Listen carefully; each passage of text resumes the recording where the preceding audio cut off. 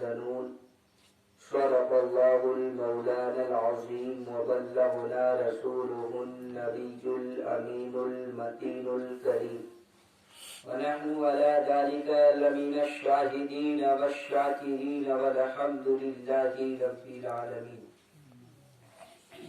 بعد توحید کی متوالو شمع رسالت کے پروانوں غوث و خواجہ کے دیوانوں اولیاء کرام کے جانثاروں، آئیے سب سے پہلے انتہائی خلوص و محبت کے ساتھ گنبد خضرا کی جانب لو لگا کر بھیک دینے والے آقا و داتا، مدینے کے تاجدار، دونوں عالم کے مالک و مختار، ہم غریبوں کے غم گسار، سید ابرار و اخیار، احمد مجتبی محمد مصطفیٰ صلی اللہ تعالی علیہ وسلم کی بارگاہ میں تذکرہ میں جھوم جھوم کر درود پاک پڑھے طیب آواز بلند اللهم صل على سيدنا مولانا محمد وعلى آله وسلم صلوا عليه وسلم عليك يا حبيبي يا رسول الله. واہ کیا مرتبہ اے غوث اے بالا تیرا، واہ کیا مرتبہ اے غوث اے بالا تیرا، اونچے اونچوں کے سروں سے قدم اعلیٰ تیرا، اونچے اونچوں کے سروں سے قدم اعلیٰ تیرا، اور سر بھلا کیا کوئی جانے کہ ہے کیسا تیرا، سر بھلا کیا کوئی جانے کہ ہے کیسا تیرا، اولیاء ملتے گئے آنکھیں وہ ہے طلبہ تیرا، اولیاء ملتے ہیں آنکھیں وہ ہے طلبہ تیرا، اور مٹ گئے مٹتے ہیں مٹ جائیں گے آدھا تیرے، مٹ گئے مٹتے ہیں مٹ جائیں گے آدھا تیرے، نہ مٹا ہے نہ مٹے گا کبھی چل، اس لیے کہ ورفعنا لک ذکرک کا ہے سایہ تجھ پر، ورفعنا لک ذکرک کا ہے سایہ تجھ پر، ذکر اونچا ہے تیرا بول ہے بالا تیرا، ذکر اونچا ہے تیرا بول ہے بالا تیرا.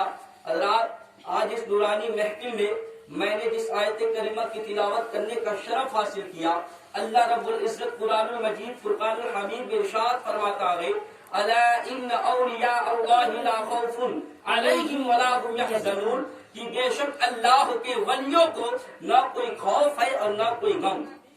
حضرات، جس کے دل میں خدا کا خوف ہوتا ہے اس کے دل میں کسی کا خوف نہیں ہوتا. حضرات، آپ نے دیکھا ہوگا یا سنا ہوگا کہ جس کا بھی دل خوف خدا سے خالی رہتا ہے وہ دنیا کے ادنا سے ادنا طاقتوں سے بھی ڈرتا رہتا ہے، وہ دنیا کے کم تر چیزوں سے بھی کانپتا رہتا ہے. لہذا معلوم ہوا کہ خوف خدا ایک عظیم طاقت ہے، خوف خدا ایک عظیم ہتھیار ہے.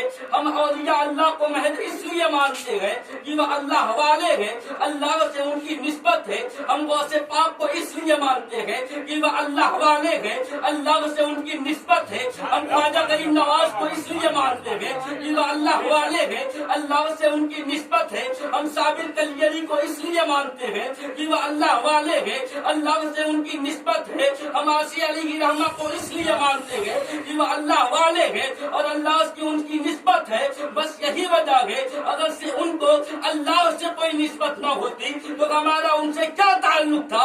ہمارا تعلق تو محض اس لیے ہے کہ وہ اللہ والے ہیں اور اللہ سے ان کی نسبت ہے. بس یہی وجہ ہے کہ آج ہم ان بزرگوں کی یاد میں جلسہ منعقد کرتے ہیں، عرس مناتے ہیں، نذر و نیاز کا اہتمام کرتے ہیں، فقط اس لیے کہ وہ اللہ والے ہیں، اللہ سے ان کی نسبت ہے.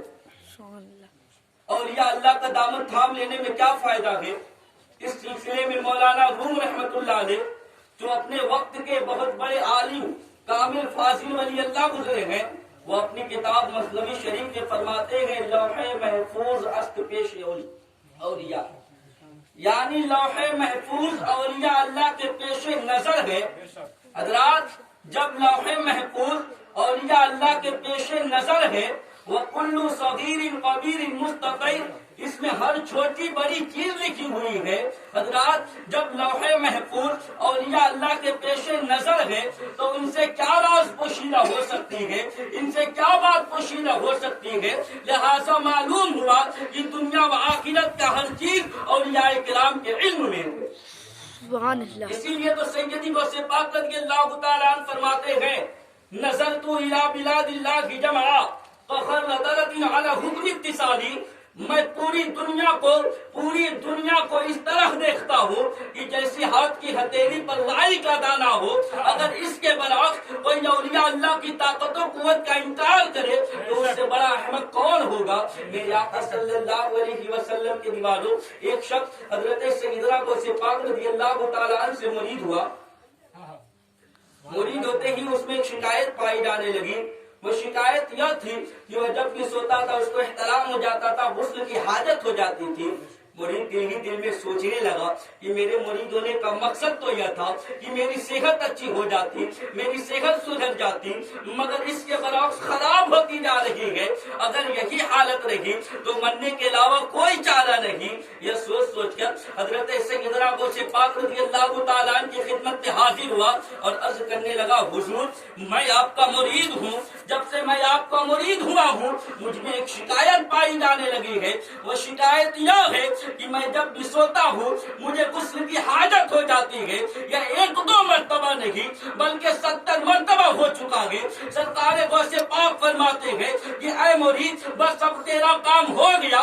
مرید کہنے لگا حضور مجھے کچھ بات سمجھ میں نہیں آ رہی ہے، میرا کیا کام ہو گیا، میرا کون سا کام ہو گیا. سرکار غوث پاک فرماتے ہیں کہ جب تم مجھ سے بیعت ہوئے تھے، جب تم مجھ سے مرید ہوئے تھے، مرید ہو کر گھر کو واپس جا رہے تھے تو میں نے لوح محفوظ میں دیکھا کہ تیری تقدیر میں 70 زنا کا گناہ لکھا ہوا ہے. تو میں نے رب کائنات کی بارگاہ میں دعا کی اے رب کائنات اب تو یہ میرا مرید ہو چکا ہے، اب تو یہ میرے سلسلے میں داخل ہو گیا ہے، اب تو یہ میرے دامن کو تھام لیا ہے.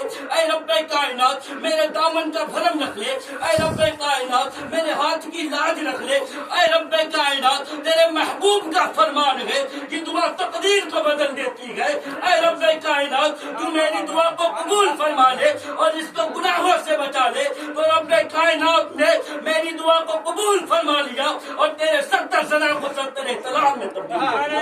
سبحان اللہ. اللہ اکبر. یا رسول اللہ میلاد النبی زندہ باد. اسی لیے تو استاد زمن فرماتے ہیں تیرے ہاتھ میں ہاتھ میں نے دیا، تیرے ہاتھ میں ہاتھ میں نے دیا، تیرے ہاتھ ہے لاج یا غوث اعظم. نگاہ ولی میں وہ تاثیر دیکھی بدلتی ہزاروں کی تقدیر. حضور اب اللہ تبارک و تعالیٰ نے ہم کو اس عظیم جماعت میں پیدا فرمایا جس کا نبی رسول اعظم ہے اور پیر غوث اعظم ہے. صوفیہ مشائخ فرماتے ہیں کہ حضور سیدی غوث پاک آئے ہی ہیں اس شرط کے ساتھ کہ جب تک میں اپنے پورے مریدوں کو جنت میں لے کر نہ چلا جاؤں اپنا قدم نہیں ہٹاؤں گا. جب تک میں اپنے پورے مریدوں کو جنت میں لے کر نہ چلا جاؤں اپنا قدم نہیں ہٹاؤں گا. حضور سیدی غوث پاک 13ویں یا 14ویں نمبر کے غوث ہیں. حضور سیدی غوث پاک جب 13ویں یا 14ویں نمبر کے غوث کی یہ شان ہے تو ان سے پہلے غوثیت کس کے قبضے میں تھی؟ غوثیت کے کرسی پہ کون بیٹھا تھا؟ غوثیت کے مقام پہ کون بیٹھا تھا؟ اس ذات کا نام ہے حضرت امام حسن عسکری. حضرت امام حسن عسکری سے پہلے غوث کون؟ حضرت امام نقی. حضرت امام نقی اپنے وقت کے غوث قطب اور ابدال رہے. حضرت امام نقی سے پہلے غوث کون؟ حضرت اللہ اکبر. حضرت امام تقی. حضرت امام تقی سے پہلے غوث کون؟ اللہ اکبر. حضرت امام علی رضا.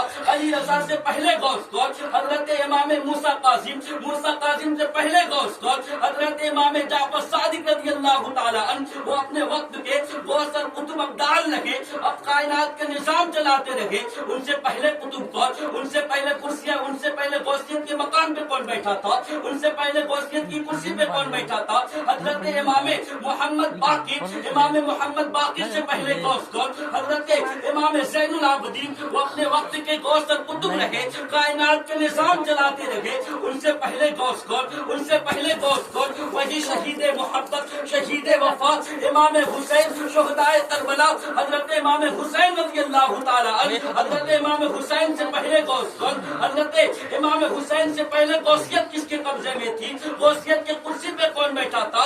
حضرت امام حسن مجتبی، اس کا مطلب کہ امام حسین سے بھی کوئی بڑا درجہ رکھتا ہے، امام حسین سے بھی کوئی بڑا درجہ رکھتا ہے، وہ امام حسن مجتبی ہے۔ امام حسن مصطفیٰ سے پہلے غوث کون؟ ان سے پہلے غوثیت کی کرسی پہ کون بیٹھا تھا؟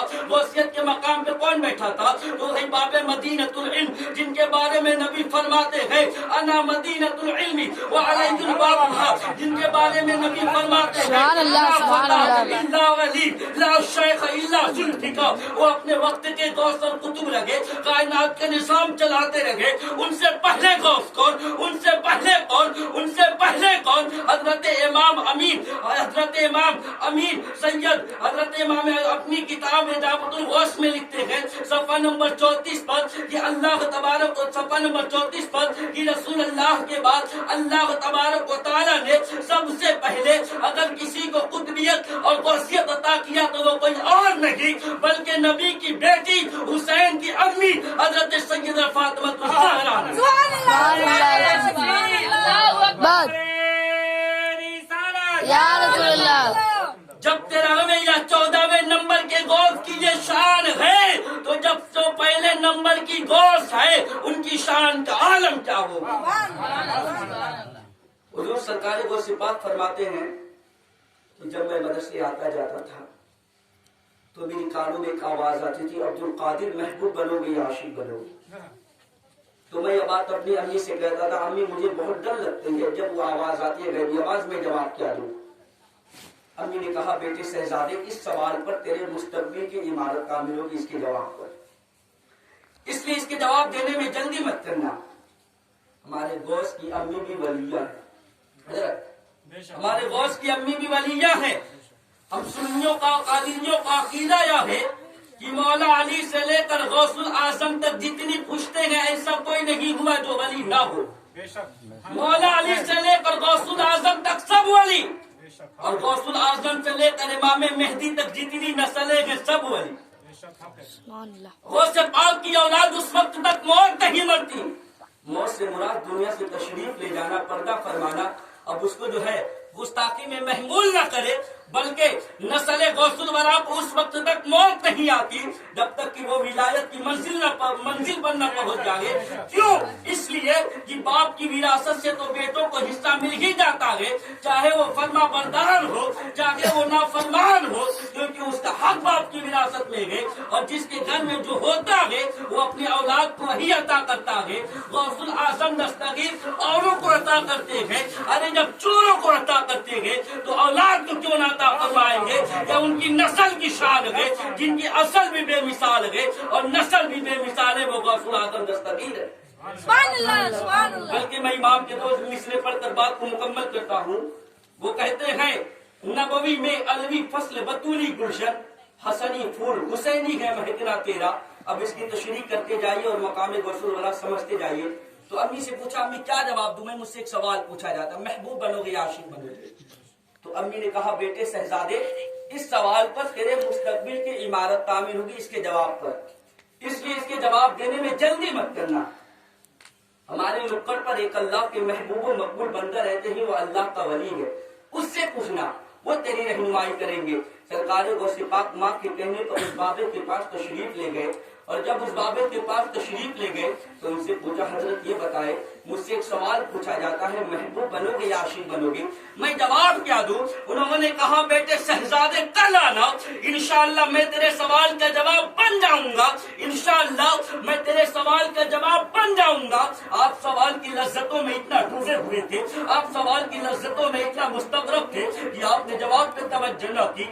آپ لوٹے اس حال میں یہ سوچ کر کہ کل وہ اللہ کا برگزیدہ بندہ جواب دے گا۔ کل وقت پر جب تشریف لے گئے تو کیا دیکھتے ہیں؟ وہ جگہ خالی ہے، حیران سے ہوئے اور کہا کہ یہ شخص گیا کہاں؟ کسی نے کہا کہ کل رات اس کا انتقال ہو گیا ہے۔ اس کا مذہب اور مسلک لوگ نہیں جانتے تھے، اس لیے لوگوں میں اختلاف ہوا کہ ہے کون، اس لیے اس کو اٹھا کر کے جنگل میں پھینک دیا گیا ہے، کیونکہ اس کا مذہبی مسلک لوگوں کو پتا نہ تھا، اس لیے وہ پھینک دیا گیا ہے۔ تو سرکار غوث پاک کے نلنے سے ذہن میں یہ سوال آیا کہ اس نے تو کہا تھا کہ کل جواب دیں گے، پھر وہ مر کیوں گیا، اس کا انتقال کیوں ہو گیا؟ آپ یہ سوچ ہی رہے تھے، کسی نے کہا شہزادے शहजादे अगर उसकी तलाश है तो उसकी लाश तक आपकी रहनुमाई की जा सकती है। क्या आप लाश देखना चाहेंगे? आपने कहा हाँ। जंगल तशरीफ ले गए तो क्या देखते हैं?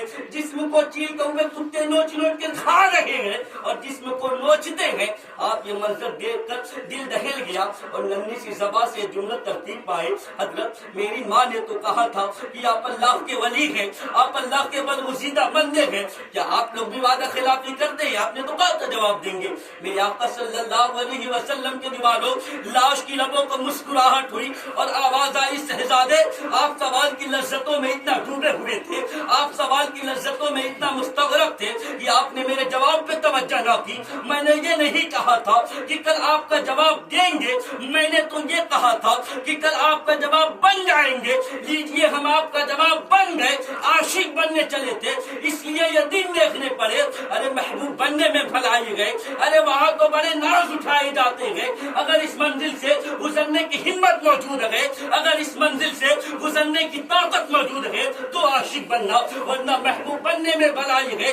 मगर वो अल्लाहु अकबर मजमा-ए बहरैन नजीब उत्तरबैन वो ज़ात थी। मेरे दोस्त ने वो मंजर देखकर जब वो आवाज आई अब्दुल कादिर, आशिकों को तो कफन भी मैसर नहीं आते, आशिकों को तो दो गज ज़मीन भी मैसर नहीं आती। ये इम्तिहान का मकाम होता है। अगर इस मंजिल से गुजरने की हिम्मत मौजूद है, अगर इस मंजिल से गुजरने की ताकत मौजूद है तो आशिक बनना, वरना महबूब बनने में भलाई है। तब मेरे दोस्त ने कहा था फिर तो मैं आशिक ही बनूंगा, क्योंकि इस मंजिल से गुजरने की हिम्मत मौजूद है, इस मंजिल से गुजरने की ताकत मौजूद है। फिर अल्लाह को पर आशिक बन करके और रियाजतों मुजाहिदात किए हैं कि जिनको पढ़ने के बाद दिल अश्क कर उठता है। सरकार गौसे पाक फरमाते हैं कि मैंने रियाजतों मुजाहिदात करते वक्त जिस कदर तकलीफें उठाई है, जिस कदर मुशक्कतें बर्दाश्त की है, अगर वह किसी पहाड़ पर डाल दी जाए तो पहाड़ लेकर सुभान अल्लाह सुभान अल्लाह।